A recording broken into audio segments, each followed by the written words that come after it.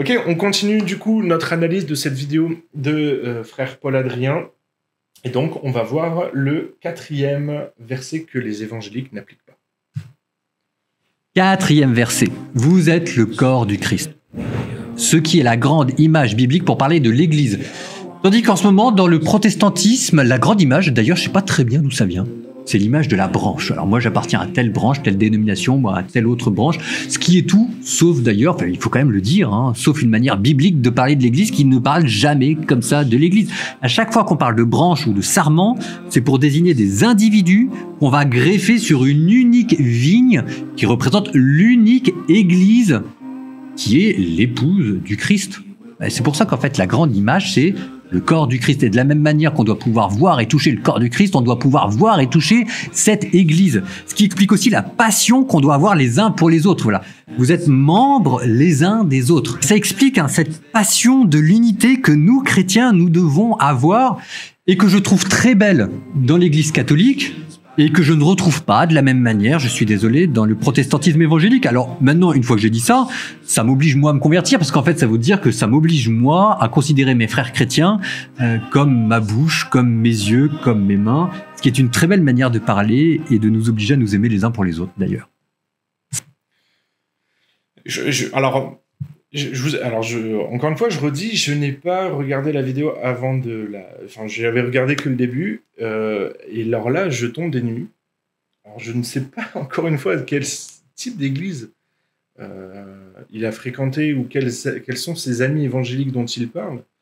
Mais on parle de branches. Alors, personnellement, pour parler de l'église et de l'unité de l'église, je n'ai jamais employé le mot branche. Mon église de rattachement s'appelle l'église La Pépinière parce qu'on a une vision particulière de développer les potentiels et de faire grandir de faire grandir les chrétiens pour ensuite les déraciner comme fait une pépinière. On prend soin d'eux et ensuite on les déracine pour aller les planter ailleurs. Mais quand je parle avec mes collègues, mes frères, mes sœurs dans les églises, on ne parle pas de branches, on parle de corps, on parle d'unité. Et d'ailleurs, je pense que beaucoup sont attristés par la division du corps. Moi, quand je discute avec des chrétiens, c'est plutôt la tristesse. Et les premières questions, c'est pourquoi il y a autant de divisions au sein du christianisme? Pourquoi est-ce que c'est aussi compliqué de mettre les gens ensemble? Alors pour moi, il y a plusieurs réponses. Il y a cette notion d'opportunité.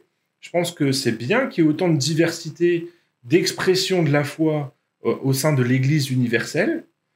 Et je crois, comme le disait en introduction Paul Adrien, c'est que je crois qu'il faut qu'on arrive à travailler à cette unité et à accepter nos différences. Oui, on n'a pas les mêmes façons de pratiquer notre foi, mais nous croyons en Jésus-Christ, mort et ressuscité pour nos péchés, et nous avons la vie éternelle au travers du sang de Jésus-Christ. Ça, c'est le fondement de ce qui unit les chrétiens. Mais moi, j'ai jamais entendu parler de branches.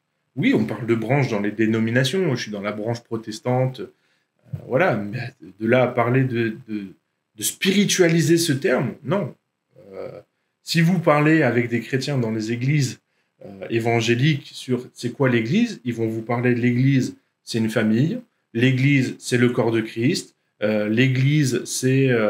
Il y a plein d'images. C'est le troupeau, et Jésus est la tête. Mais j'ai jamais entendu parler de chrétiens dire à moi, l'église, c'est des branches. Jamais. J'ai l'impression qu'il y a une part de mauvaise foi. Alors, je voudrais pas le cracher sur sa vidéo, mais j'ai l'impression qu'il y a quand même pas mal de mauvaise foi. Donc, ce sera peut-être la partie la vidéo chapitrée la plus courte. Mais non, les églises évangéliques ne parlent pas de branches. Oui, on parle de branches quand on parle de dénomination. Je suis dans la branche protestante et je suis dans la branche évangélique pentecôtiste. Je suis dans la branche baptiste. Je suis dans la branche judaïsante.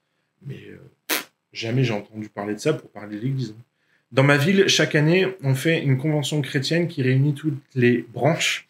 Les premières années, c'était particulier parce que on a des regards différents sur les façons de faire. Mais on est content de se retrouver maintenant. Mais en fait, de plus en plus, il y Il y a des festivals maintenant pour l'unité, il y a des rassemblements pour l'unité.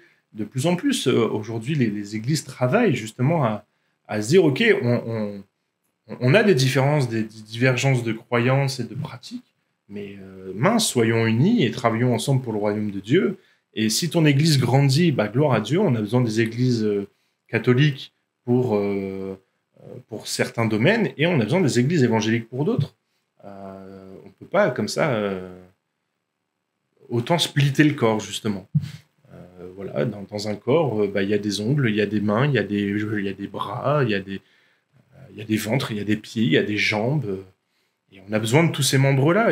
Et puis, oui, des fois, il y a des églises, elles sont plus des mains que des pieds. Bah, tant mieux, on a besoin de mains.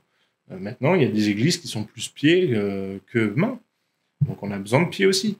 Et je ne peux pas considérer une église comme étant mauvaise juste parce que c'est pas un pied ou c'est pas une main. Donc, très surpris par son analyse et sa vidéo. Très surpris.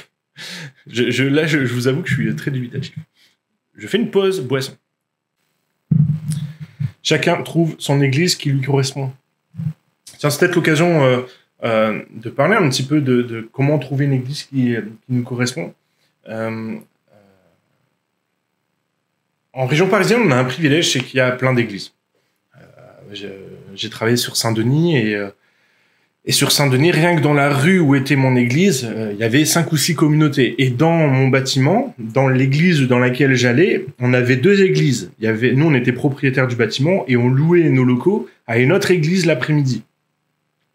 Donc voilà. Et on sait qu'on faisait 500 mètres en bas, il y avait un bâtiment avec plein d'églises dedans. Donc la question, quand on est confronté à ça, c'est quels sont les critères pour choisir son église? Je crois que ce qui est important pour choisir son église, c'est que tu sois conscient de ce en quoi tu crois et quels sont tes besoins. Quand tu vas dans une église, il faut que tu t'assures que l'église va répondre à tes besoins spirituels. Part du principe déjà qu'aucune église n'est parfaite parce que elle est composée d'êtres humains et les êtres humains sont imparfaits. Mais il faut trouver une église qui va répondre à tes besoins spirituels. Si tu as besoin d'une église pour grandir dans ta connaissance biblique, trouve une église qui fait beaucoup d'études bibliques, qui a vraiment des parcours d'enseignement très forts. Si tu as besoin d'une église plus pour la communion fraternelle, pour connecter avec des chrétiens, trouve des églises qui font des cellules de maison. Si tu cherches une église pour passer des bons moments dans la louange et dans l'adoration, trouve une église qui fait des bons moments de louange et d'adoration.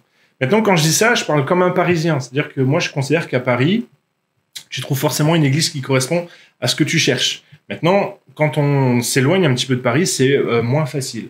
Maintenant, je crois que c'est important, dans toutes les grandes villes maintenant, il y a forcément 2-3 communautés chrétiennes différentes.